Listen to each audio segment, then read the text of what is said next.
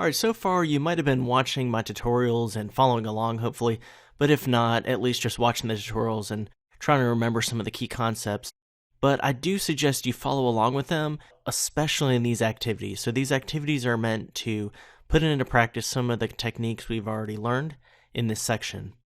So I have streetlights.ai from the support files, so you can open up that and use it as a kind of inspiration or example of a cityscape. I just took a photo and just traced over it a little bit, certain elements, and then it created this design. And this is really a good exercise to practice, for example, shapes, like a rounded rectangle here, as well as the pen tool, especially when you're dealing with straight lines like this. There's not many curved lines, maybe on the edge there a little bit.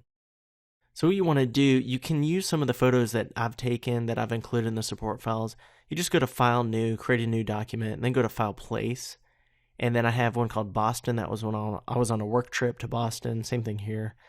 And Las Vegas, when I was at Photoshop World, I took this photo years ago.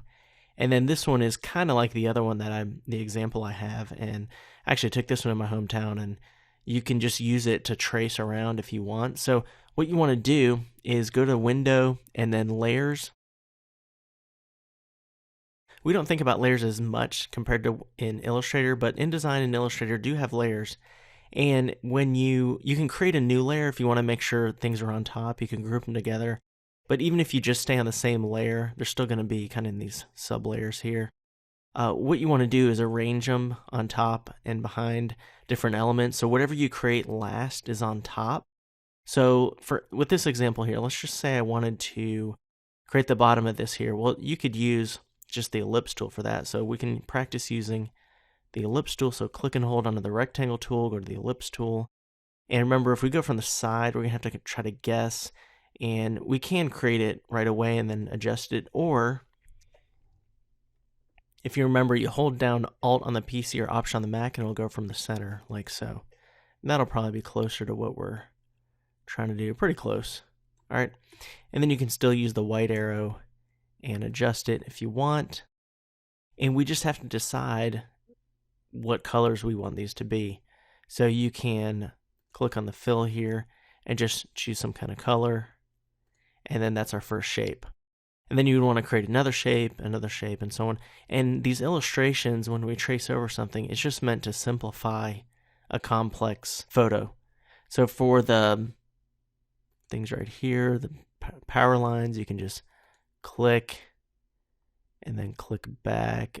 You can make it a little bit thicker, or you can keep it the same, either way. Or you could just have it just a line like that.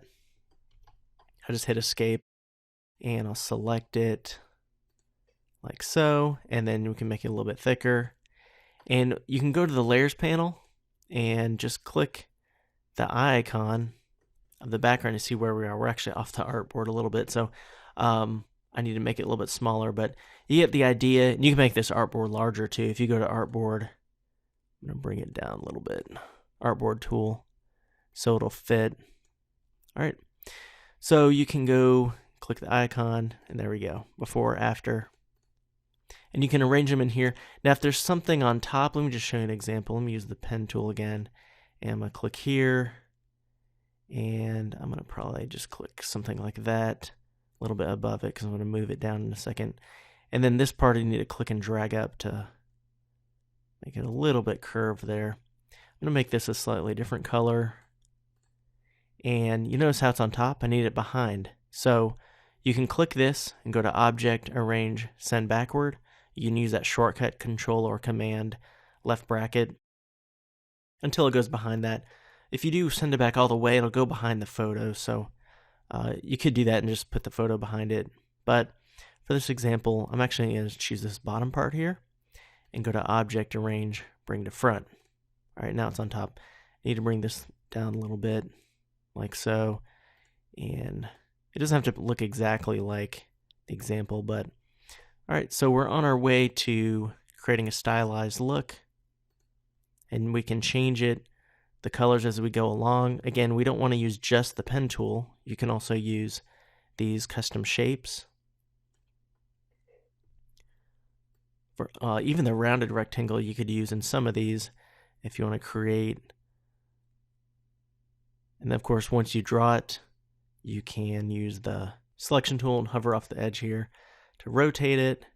You can change the color a little bit. All right, then we can keep toggling that. So just keep working on that. I have a couple images you can use. If you go to File, Place, and it's too large and you want it to fit in the artboard, you can just click and drag the corner after you've placed it. Be sure to hold Shift to maintain the correct proportion. So something like that. All right. All right, and then you can also click the artboard tool. If you really want the same exact size, you can do something like that. And then with this one, for example, if you wanted a background that was kind of a gradient, you could do that. We cover a gradient later in the course, but you can just go to rectangle tool, really just draw it around the edge here.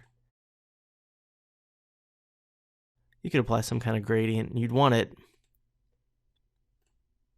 that way. And of course, we'd want to make it color, so we'd want to click up here and go to RGB or CMYK, either way.